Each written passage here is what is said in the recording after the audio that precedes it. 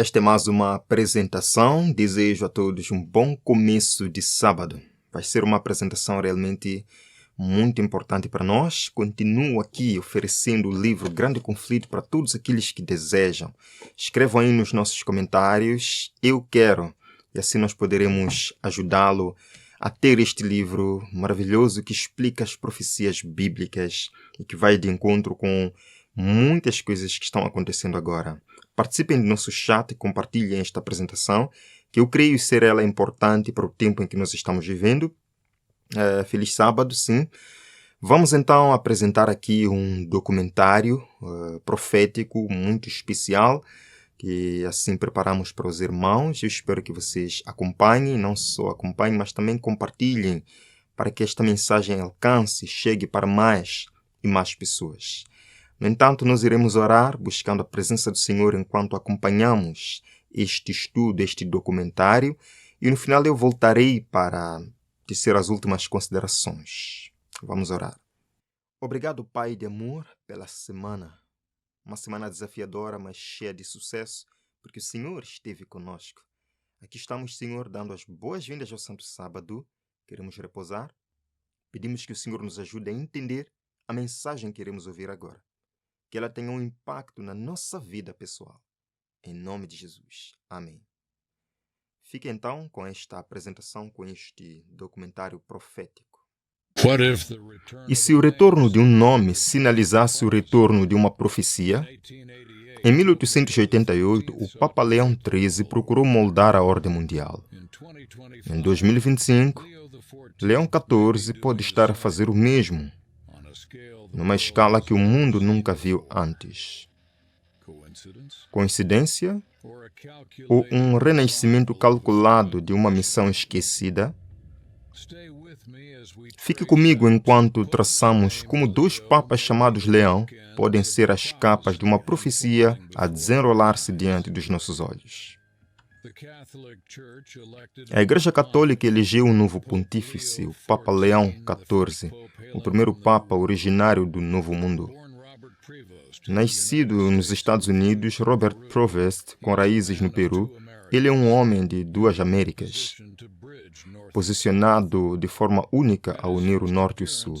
Na sua primeira aparição, os observadores notaram seu simples e modesto traje papal e um caloroso e pastoral comportamento. Ele parecia menos um monarca e mais um missionário, ecoando o estilo humilde do Papa Francisco. Os cardeais escolheram com um mandato claro curar as divisões dentro da Igreja e promover a paz num mundo dilacerado pelo conflito. Ele será um pastor da terra natal americana, com a missão de unir as Américas para pacificar o mundo. O próprio nome do Papa Leão XIV sinaliza continuidade com o passado. Há mais de um século, o Papa Leão XIII guiou a Igreja através de uma era de agitação social e emitiu encíclicas abordando os direitos dos trabalhadores e o papel da Igreja na sociedade moderna. Agora, em 2025, outro Papa Leão surge em um tempo igualmente tumultuado. Este Papa americano carrega as esperanças de milhões, além dos católicos, esperanças de unidade entre os cristãos, reconciliação com outras crenças e liderança moral em meio a crises globais. Pode um homem conseguir unir um mundo fraturado? As expectativas são enormes. Com bondade e determinação audaciosa, o Papa Leão XIV começou a entrar em contato com líderes políticos e religiosos, decidido a marcar sua presença como um pacificador. Até figuras proeminentes dos Estados Unidos demonstraram um apoio sem precedentes. O vice-presidente dos Estados Unidos, J.D. Vance, e o senador Marco Rubio voaram para Roma para a missa de início do Papa Leão XIV e entregaram pessoalmente uma carta do presidente Trump, convidando o Papa a visitar a Casa Branca. Este gesto extraordinário, líderes americanos ao pé do trono papal, anuncia um novo capítulo nas relações entre a Igreja e o Estado, levanta uma questão profética. Será que esta crescente aliança entre os Estados Unidos e o Vaticano pode ser o catalisador para os acontecimentos finais previstos nas Escrituras? No dia 18 de maio, sob o céu brilhante da Praça de São Pedro, o Papa Leão XIV proferiu uma homilia inaugural que emocionou muitos até as lágrimas. E com os braços estendidos, ele falou sobre amor, unidade e cura. Irmãos e irmãs, gostaria que nosso primeiro grande desejo fosse por uma igreja unida, um sinal de unidade e comunhão, que se torna um fermento para um mundo reconciliado, apelou ele, com uma voz séria e calorosa. Ele lamentou as divisões e injustiças que afligem a humanidade, dizendo: ainda vemos demasiada discórdia, demasiadas feridas causadas pelo ódio, violência, preconceito e medo da diferença, e um paradigma econômico que explora os recursos da terra. As suas palavras reconheceram as profundas feridas do nosso planeta, crises ambientais, desigualdades sociais, e prometeram que a Igreja seria um pequeno fermento de unidade, comunhão e fraternidade dentro do mundo. O refrão de Leão XIV era: olhai para Cristo para vos tornardes sua única família. No único Cristo somos um só povo. Pessoas de todas as crenças, e mesmo sem fé, foram convidadas a unir as mãos na construção de um novo mundo onde a paz reina.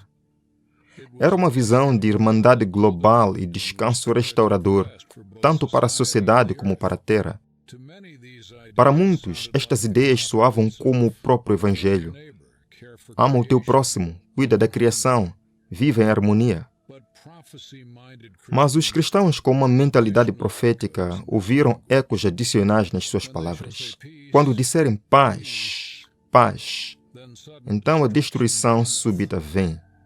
1 Tessalonicenses 5:3. Sussurra as Escrituras. O sincero apelo do Papa Leão XIV para curar as feridas do mundo soou familiar para os estudantes da profecia, que recordam que o livro do Apocalipse fala de um poder, uma besta, cuja ferida mortal seria curada pouco antes do fim. Poderia ser mera coincidência e formulação? Ou estaremos realmente a ver a ferida mortal a ser curada e todo o mundo a seguir a besta como previsto? Num momento dramático, o Papa Leão XIV até invocou o seu homônimo predecessor, declarando: com o meu predecessor, Leão XIII, podemos perguntar-nos hoje: se este critério de amor de Cristo prevalecesse no mundo, não cessaria todo o conflito e a paz retomaria? Esta citação veio diretamente dos próprios escritos de Leão XIII, e Leão XIV citou a compaixão. A multidão na Praça de São Pedro explodiu em aplausos. Quem não desejaria o fim do conflito e a aurora da paz? As palavras do Papa estavam repletas de imagens bíblicas. O fermento a transformar o pão, a família humana a tornar-se uma em Cristo. No entanto, para aqueles que se lembram das profecias do Apocalipse, uma suave cautela agitou o coração. Será esta a verdadeira paz de Cristo ou uma paz prevista que precede uma calamidade repentina? A cena era comovente. Um mundo farto de conflitos à procura de uma figura paterna solidária para encontrar esperança. Quando o Papa concluiu: esta é a hora do amor. O coração do Evangelho é o amor de Deus que nos faz irmãos e irmãs. Muitos sentiram suas ansiedades diminuírem, mas outros, ao ouvirem essas palavras confortantes, questionaram silenciosamente: a que preço virá esta unidade e paz?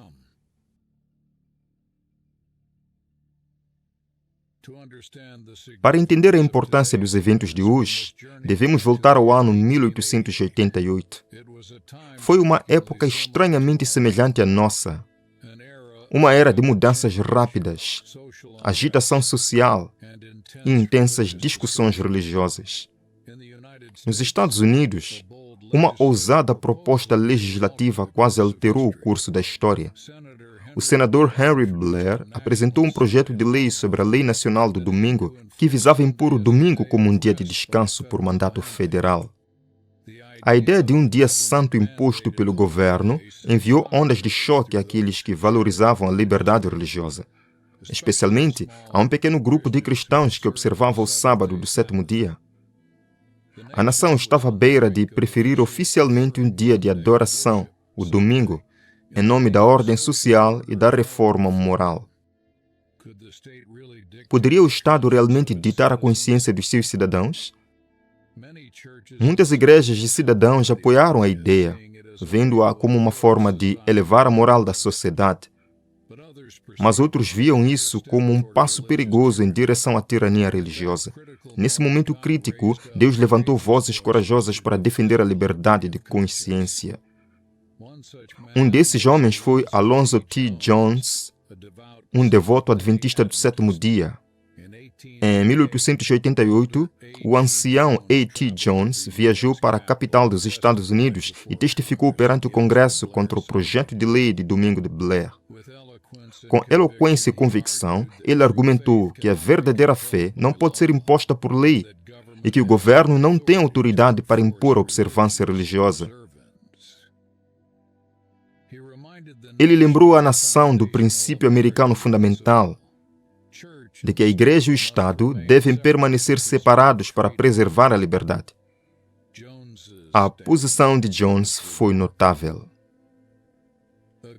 Um relato contemporâneo registra que ele defendeu a liberdade religiosa e testemunhou contra a proposta de lei dominical, ajudando muitos legisladores a ver os perigos da proposta.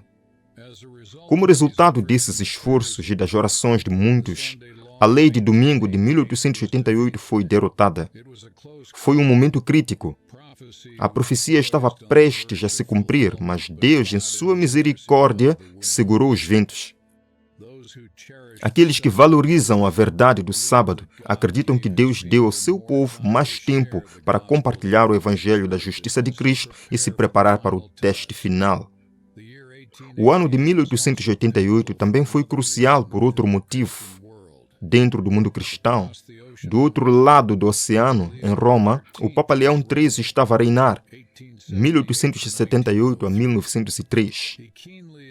Ele observou atentamente as convulsões sociais da época, a luta entre o trabalho e o capital, os gritos dos trabalhadores por justiça, as ameaças do socialismo e do secularismo. Em 1891, apenas alguns anos após o episódio da Lei Blair, o Papa Leão XIII emitiu uma encíclica que ressoaria através das décadas, Rerum Novarum, que significa das novas coisas.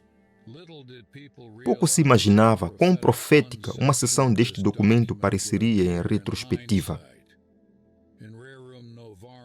Na Rerum Novarum, Leão XIII expôs a posição da Igreja Católica sobre os direitos e deveres dos trabalhadores e empregadores. Escondido dentro deste tratado sobre justiça social estava uma declaração clara sobre o descanso aos domingos. Ele escreveu sobre a obrigação de cessar o trabalho e o labor aos domingos, insistindo que o domingo deve ser um dia de descanso, consagrado pela religião, não meramente por recreação ociosa. O Papa Leão XIII fundamentou este mandato na autoridade divina, citando mesmo as Escrituras: lembra-te de santificar o dia de sábado, e apontando para o próprio descanso de Deus no sétimo dia da criação como modelo para a observância do domingo. Pense na importância. Entre 1888 e 1891, temos um Papa a insistir que a lei de Deus sanciona o descanso no domingo, mesmo quando a América quase legislou uma lei nacional sobre o domingo. As semelhanças são impressionantes. Alguns historiadores notam que Rerum Novarum deu peso moral à observância do domingo, influenciando não apenas católicos, mas também protestantes, que advogavam por leis de fechamento aos domingos naquela época.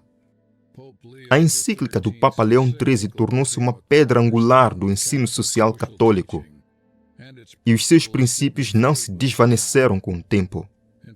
Na verdade, Eles lançaram silenciosamente uma base que permitiria às gerações futuras ver o domingo não apenas como um dia religioso, mas como um bem social universal, um dia para a família, a caridade e o descanso de toda a comunidade.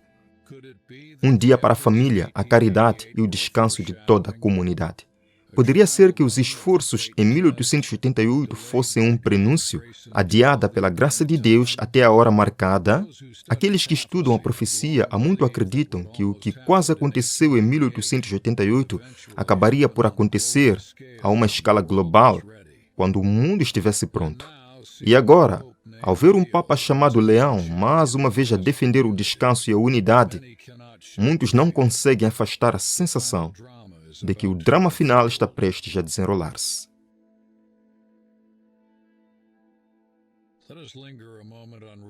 Deixemos-nos ficar um momento sobre Rerum Novarum e o que realmente disse sobre o domingo. O descanso do trabalho deve ser um descanso do trabalho significado pela religião, declarou o Papa Leão XIII.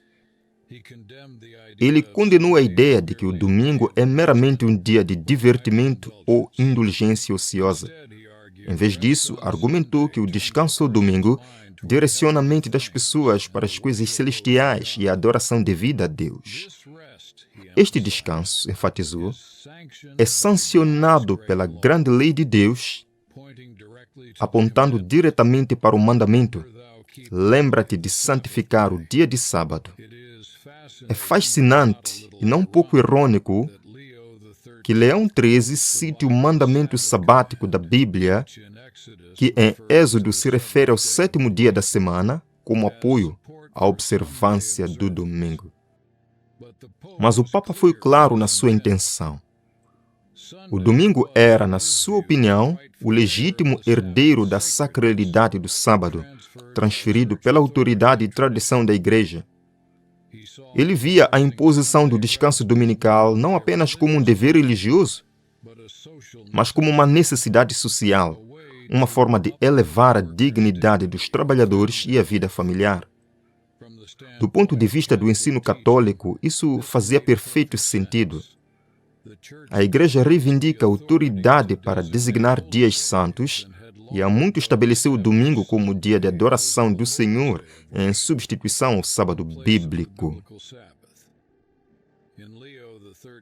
Na época de Leão XIII, este ensinamento era utilizado para encorajar os governos a proteger legalmente o descanso dominical. De fato, ao longo do final do século XIX e início do século XX, muitas leis dominicais, também conhecidas como leis azuis, foram promulgadas em vários países e estados americanos, muitas vezes para o suposto benefício dos trabalhadores e da moral pública. A Suprema Corte dos Estados Unidos até mesmo apoiou tais leis, chamando o domingo de uma instituição civil que coincide por acaso com a prática religiosa. Tudo isso estava muito em harmonia com a filosofia Rerum Novarum. No entanto, para os estudantes da profecia, a ideia de impor adoração por lei é um sinal de alerta. A Bíblia exalta a liberdade de consciência e alerta contra qualquer poder que tente pensar em mudar os tempos e leis de Deus. Daniel 7, 25. Para eles, o mandato do domingo na Rerum Novarum, por mais bem intencionado que fosse, carregava ecos de afirmação de poder da Igreja medieval sobre a lei de Deus. Os leitores adventistas em 1891 certamente notaram isso. Uma autora cristã, Ellen G. White, escreveria mais tarde: a Bíblia, e apenas a Bíblia, dá uma regra autoritária infalível de dever, implicando que nenhuma encíclica ou decreto humano pode alterar os mandamentos de Deus. No entanto, a influência do Papa Leão XIII perdurou. Ele foi aclamado por muitos como um profeta da justiça social. Os seus escritos, incluindo outras encíclicas como Immortali Dei, sobre a Constituição Cristã dos Estados, reafirmaram a união da autoridade da Igreja e do Estado sobre a lei de Deus, conforme entendida por Roma. Às vésperas do século XX, Leão XIII efetivamente preparou o terreno para um futuro em que a Igreja poderia novamente aconselhar ou direcionar os poderes civis em questões de moralidade, incluindo o descanso sagrado. Era uma semente à espera do clima certo para brotar. Esse clima poderia estar a emergir agora no século XXI, sob o Papa Leão XIV.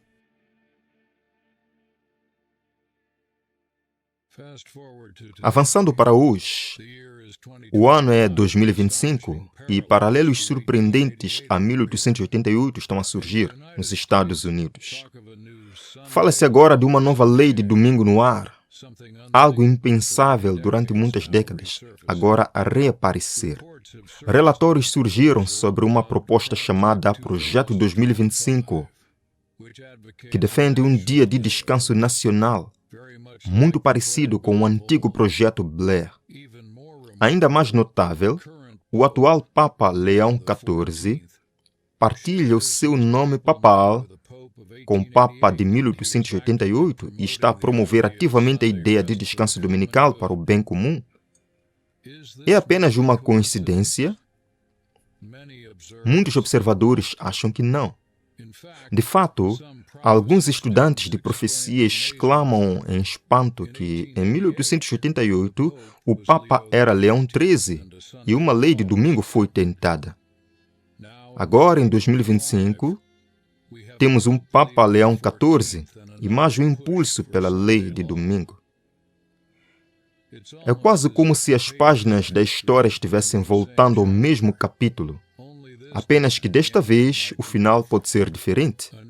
Outro desenvolvimento marcante é o papel do governo dos Estados Unidos.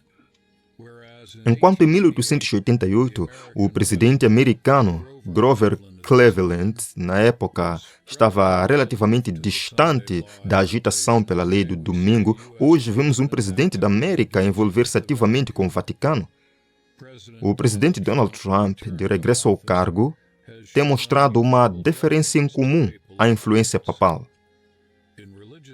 Em círculos religiosos, alguns até lhe deram o nome de Constantino, comparando-o ao imperador romano, que no ano 321 d.C. foi o primeiro a impor por lei a observância do domingo. A comparação é provocadora. O decreto do imperador Constantino sobre o venerável Dia do Sol fundiu efetivamente os interesses da Igreja e do Estado no século IV. Agora, a administração do presidente Trump está abraçando abertamente iniciativas baseadas na fé e alianças com líderes religiosos.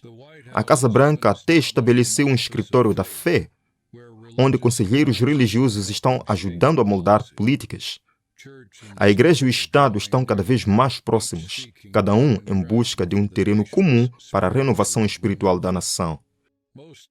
O mais surpreendente de tudo é que existem alegações de que o governo dos Estados Unidos teve um papel nas recentes decisões do Vaticano. As redes sociais têm estado em polvorosa com acusações de que o presidente Trump e sua equipe estiveram envolvidos nos bastidores do conclave papal de 2025, que elegeu o Papa Leão XIV. Embora não confirmadas, estes rumores sugerem que poderosas forças políticas no papado estão a trabalhar em conjunto num grande projeto para mudar o mundo. O Vaticano, por sua vez, partilha muitos objetivos com os líderes evangélicos dos Estados Unidos: acabar com o aborto, promover valores familiares e, sim, abordar as alterações climáticas e o estresse social, instituindo um dia de descanso semanal. A ênfase do Papa Leão XIV sobre cuidar da criação ressoa com movimentos que defendem o Sábado Verde ou Domingos Climáticos como uma forma de deixar a Terra descansar. Não é ignorado pelos observadores que a encíclica de 2015 do Papa Francisco, Laudato Si, também defendeu o descanso dominical como parte da gestão ambiental. Agora, em 2025, com Leão XIV no comando, a ideia ganhou um novo ímpeto sobre a bandeira de curar o planeta e curar as feridas da sociedade. A convergência é extraordinária. Uma administração americana receptiva, um papa ativista e um mundo que anseia por alívio. As peças do enigma profético parecem estar a encaixar-se. O livro do Apocalipse previu há muito tempo que se formaria uma poderosa aliança entre uma besta da terra, interpretada por muitos como os Estados Unidos, e a primeira besta, visto como o papado. Esta aliança imporia um mandato mundial para honrar a primeira besta, até ao ponto de restringir a compra e venda para os dissidentes. Era difícil imaginar durante gerações como a América amante da liberdade poderia algum dia impor decretos religiosos. Mas considere o que vemos agora. Apelos à unidade a qualquer custo, leis morais para devolver a América a Deus e milagres de cooperação entre líderes protestantes e católicos. Os protestantes têm interferido e patrocinado o papado. Os homens estão fechando os olhos para o verdadeiro caráter do romanismo e os perigos que podem advir da sua supremacia. De fato, hoje a América protestante estende a mão sobre o abismo para apertar as mãos com Roma, tal como a profecia previu. Estamos prontos para acordar para o que isso significa? Apocalipse 13:3 descreve um poder que recebeu uma ferida mortal, mas a sua ferida mortal foi curada, e todo mundo admirou a besta. Durante séculos, os protestantes identificaram esta besta como o poder papal, que foi despojado de autoridade temporal em 1798, mas que voltaria a surgir nos últimos tempos. A ousada agenda ecumênica do Papa Leão XIV, que procura unir as igrejas cristãs irmãs e até aqueles que de outras crenças numa só família, sugere que o papado está de fato a recuperar influência. A ferida está a curar-se. Antigos inimigos da Igreja Romana agora aplaudem-na. Líderes mundiais procuram o conselho do Papa em questões morais. A supremacia papal, que outrora era temida, é agora saudada por muitos como uma força benévola para o bem. Estamos a caminho da supremacia papal na cura da ferida mortal. Por trás dos sorrisos e dos apertos de mão diplomáticos, a profecia avisa de um perigo iminente. A Igreja Romana, apesar de todas as mudanças na aparência exterior, não abandonou sua reivindicação da autoridade sobre assuntos espirituais e temporais. Roma nunca muda. A Igreja Papal nunca renunciará à sua reivindicação de infalibilidade. Se as restrições agora impostas pelos governos seculares forem removidas e Roma for reinstituída em seu antigo poder, haveria rapidamente um renascimento de sua tirania e perseguição. Essas restrições estão sendo agora removidas hoje. Pouco a pouco, sim. Quando os líderes da igreja ganham influência sobre a lei civil, mesmo por razões aparentemente boas, como o bem-estar familiar ou ação climática, o resultado é uma perda de liberdade. A história confirma isso. Cada vez que a igreja deteve a espada do Estado, os dissidentes sofreram. Uma declaração sóbria do livro Grande Conflito soa mais relevante do que nunca.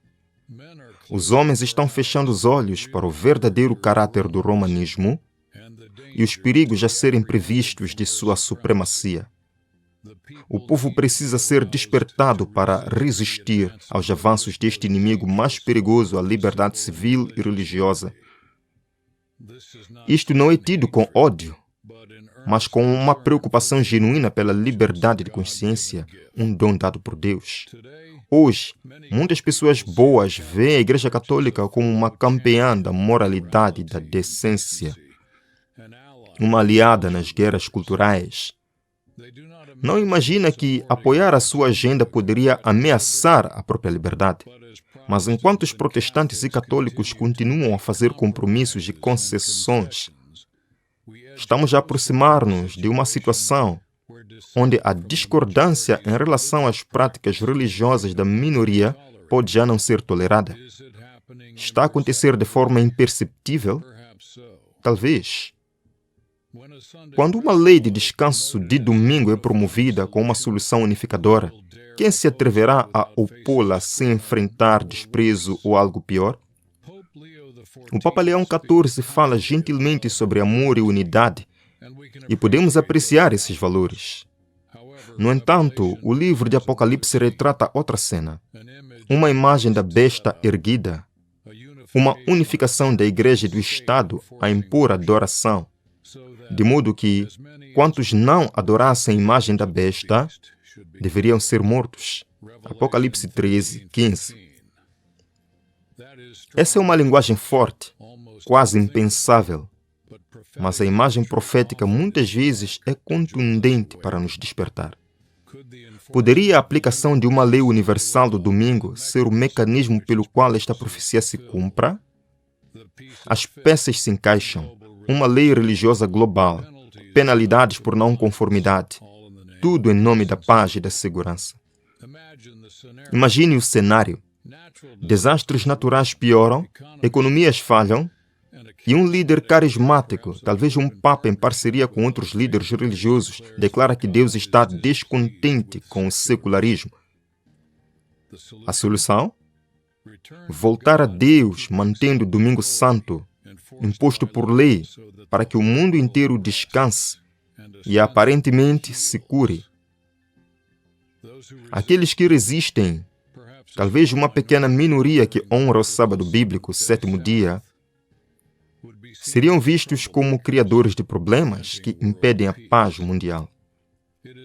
Não é uma suposição descabida. Na verdade, vemos as bases sendo lançadas hoje.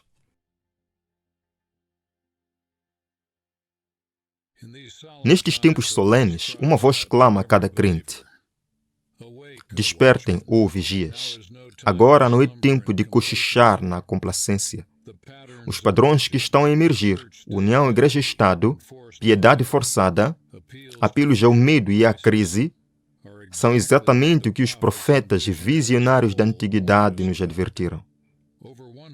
Há mais de 100 anos, Ellen G. White, uma respeitada autora cristã, escreveu com urgente clareza: grandes mudanças estão prestes a ocorrer no nosso mundo e os movimentos finais serão rápidos. Hoje, vemos essas mudanças a desenrolar-se a uma velocidade vertiginosa. Crises políticas, econômicas e ambientais estão a combinar-se para criar uma atmosfera de desespero. As pessoas estão prontas para aceitar quaisquer solução que prometa segurança. O ano de 2025 sente-se diferente, invulgar, cheio de significância profética. Já foi observado que podemos estar a viver na última geração atribuída a esses eventos. Embora não possamos definir datas, podemos discernir que algo grande se aproxima no horizonte. Todos os sinais estão a convergir. Decadência moral, calamidades frequentes, o evangelho quase pregado a todo o mundo e um crescente apelo por uniformidade religiosa. Que mais evidência precisamos para perceber que estamos nos últimos dias da história da Terra? A escrita está na parede, por assim dizer, para aqueles que têm olhos para ver. As agências do mal estão a consolidar-se, estão a fortalecer-se para a última grande crise. Isto não é alarmismo, é uma realidade sóbria que a profecia traçou e os eventos atuais estão a confirmar. Sentes isto no coração? Uma sensação de solenidade que a nossa geração está prestes a testemunhar no clímax das eras? Falamos não para assustar, mas para despertar. Com amor, devemos avisar que o inimigo perigoso da liberdade está a aproximar-se. Não um inimigo com bombas ou armas, mas aquele que vem vestido de religião e paz, buscando ditar a consciência. O apelo à ação não é um apelo a armas, mas um apelo à fidelidade. O povo precisa ser despertado. Despertado para quê? Para resistir aos avanços de tudo que invade a nossa liberdade dada por Deus de o adorar de acordo com a sua palavra. Para aqueles que reverenciam o sábado bíblico, o sétimo dia, o sábado, conforme ordenado em Êxodo 28:11, isto significa manter-se firme na observância do dia santo de Deus, mesmo que o mundo inteiro se incline a um substituto criado pelo homem. Para outros que podem ainda não entender a questão do sábado, isso significa defender o princípio da liberdade religiosa, defendendo o direito de todos a adorar ou não adorar, consoante a consciência ditar. A verdadeira unidade não pode ser alcançada pela força ou decreto, deve ser o fruto do Espírito de Deus em cada coração. Qualquer movimento que procure compelir a consciência, mesmo que envolto na linguagem do amor e da paz, traz a marca do poder bestial do Apocalipse. Como o Apocalipse 14:9-10 adverte em linguagem simbólica, aqueles que aceitam conscientemente a marca forçada de falsa adoração beberão do vinho da ira de Deus. Em contraste, o versículo seguinte aponta para os fiéis. Aqui está a paciência dos santos. Aqui estão aqueles que guardam os mandamentos de Deus e a fé em Jesus. Apocalipse 14, verso 12. Este é o teste. Lealdade aos mandamentos de Deus versus os mandamentos dos homens. Ouça o sussurro urgente do Espírito Santo e os ecos dos mensageiros de Deus através do tempo. Consegue ouvi-los? Nunca esta mensagem foi tão pertinente como é hoje. Cada vez mais, o mundo ignora as reivindicações de Deus. Os homens tornaram-se ousados na transgressão. Não é isso exatamente o nosso mundo? A anarquia abunda. No entanto, ironicamente, há um clamor por leis humanas para corrigir os nossos males, em vez de um arrependimento e um retorno à lei de Deus. A maldade dos habitantes do mundo quase preencheu a medida da sua iniquidade, e os juízos de Deus em breve cairão. Somos aconselhados que, quando a substituição da lei de Deus for quase universal, então a hora de intervenção de Deus irá bater. Esta substituição é precisamente o que uma lei universal do domingo seria: lei do homem em lugar da lei de Deus. Avisamos a todos que nos ouvem, com lágrimas na voz e amor no coração. Agora é a hora de escolher plenamente o lado de Deus.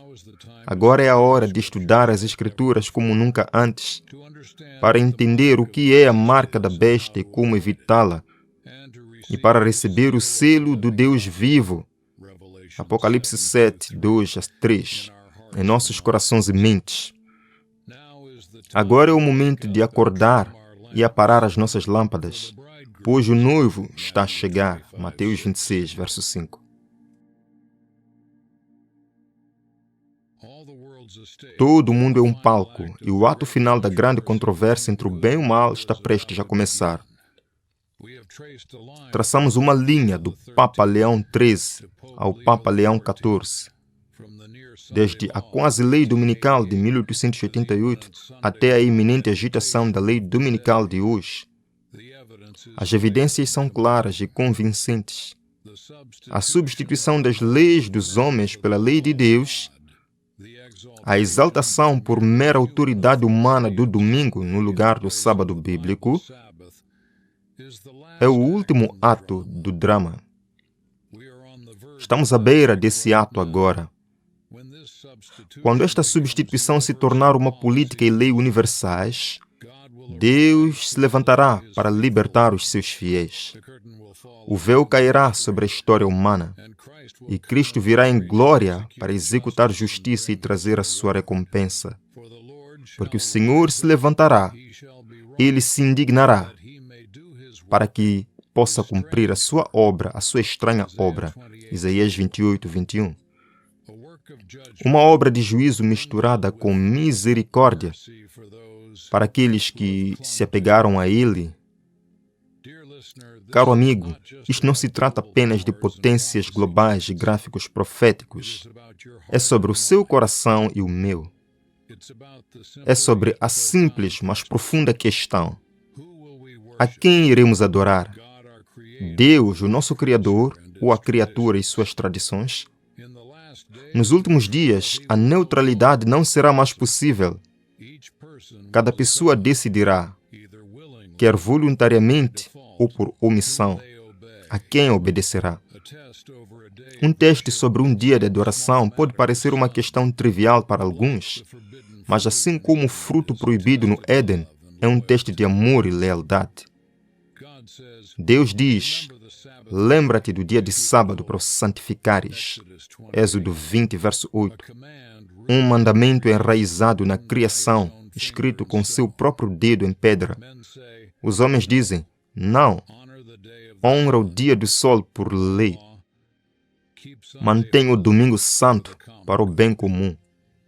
Em breve, cada indivíduo enfrentará a escolha ou acompanhar a lei do domingo, aceitando a marca da autoridade humana, ou se manter separado, talvez a um grande custo, para honrar o sábado do Senhor, recebendo o selo do Deus como seu verdadeiro adorador. Qual escolherás? Imagine o peso emocional desse momento. Você pode estar aparentemente sozinho, incompreendido por alguns amigos e pela sociedade, rotulado como um agitador ou fanaticamente, porque não vai violar a sua consciência. Mas olhe com os olhos da fé. Você não está sozinho. A luz do céu estará com aqueles que ficam ao lado de Deus. Assim como os 3 jovens hebreus não estavam sozinhos na fornalha ardente há muito tempo, mas tinham um como filho de Deus caminhando com eles, Daniel 3:25, assim Jesus estará com todos os que estiverem ao seu lado. Não importa quão ardente seja a prova, sejam sanções econômicas, perseguições ou ridicularização, a promessa do nosso Senhor permanece. Ser fiel até a morte e dar-te-ei a coroa da vida. Apocalipse 2, verso 10. Que conforto saber que o nosso sofrimento neste teste final será curto e a nossa recompensa eterna. Mesmo agora, enquanto a sombra de uma lei dominical nacional e internacional se aproxima, o Espírito de Deus suplica a cada coração. Escolha hoje a quem servirás. Josué 24:15. O drama está quase a atingir o seu clímax. O leão de Judá está prestes a triunfar sobre os poderes das trevas. Mas antes que isto aconteça, cada um de nós deve decidir onde se posiciona. Atenderemos ao apelo do terceiro anjo em Apocalipse, que alerta urgentemente contra a adoração falsa e exorta todos a guardarem os mandamentos de Deus e a fé em Jesus?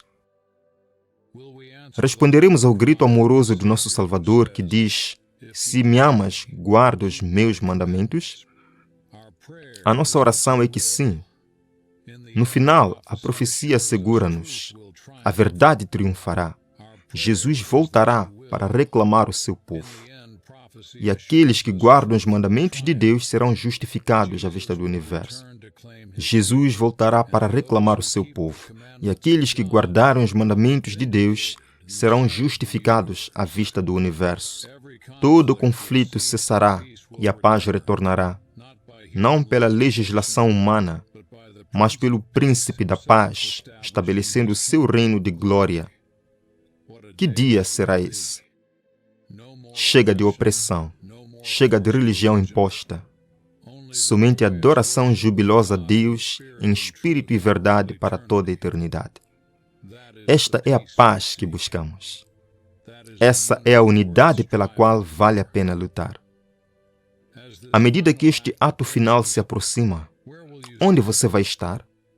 Você estará entre aqueles que seguem o Cordeiro por onde quer que ele vá? Apocalipse 14:4. Mesmo que isso signifique andar contra a corrente de todo o mundo? A profecia da lei do domingo não é para assustar, mas para preparar. Jesus diz: eis que eu vos tenho dito estas coisas antes. Mateus 24:25. Para que, quando isto acontecer, possamos crer e estarmos prontos. Tenha coragem, querido amigo. A graça de Deus sustentará todos os que o escolherem. Os braços do Senhor são fortes para livrar, e a sua verdade é o nosso escudo. A noite de provação será intensa, mas fiel, e então a aurora romperá eterna. Apegue-te a Jesus. Mantenha a fé em Jesus. Em breve veremos o nosso Rei vindo nas nuvens, e diremos: eis que este é o nosso Deus. Aguardamos por Ele e Ele nos salvará. Isaías 25:9. Ora vem, Senhor Jesus. Ficou o essencial, ficou o convite. Este não é tempo de ser covarde, não é tempo de voltar atrás, não é tempo de ter medo. É tempo de levantar a verdade. É tempo de orar, é tempo de se consagrar. Jesus em breve voltará. Quem quiser o grande conflito, escreva aqui nos nossos comentários e nós iremos te oferecer este precioso, poderoso livro que explica então as profecias da Bíblia, a Palavra de Deus. Vamos encerrar o nosso programa com mais uma oração. Obrigado, Senhor, por ter estado conosco e nos fazer compreender o tempo em que vivemos. Acima de tudo, por nos fazer decidir estar do seu lado neste grande conflito. Senhor, escreva hoje o nosso nome no livro da vida, mantenha-o lá e capacite-nos a viver como filhos salvos, até que do céu Jesus se manifeste, para nunca mais provarmos a morte nem a dor. Santifique, Senhor, nossos pensamentos, imaginações e ações. Dá-nos um sábado maravilhoso, em nome de Jesus. Amém. Amém. Deus abençoe. Nós nos veremos amanhã, sábado, no nosso horário habitual, para mais um vídeo especial que estamos preparando para vocês. Então, até lá.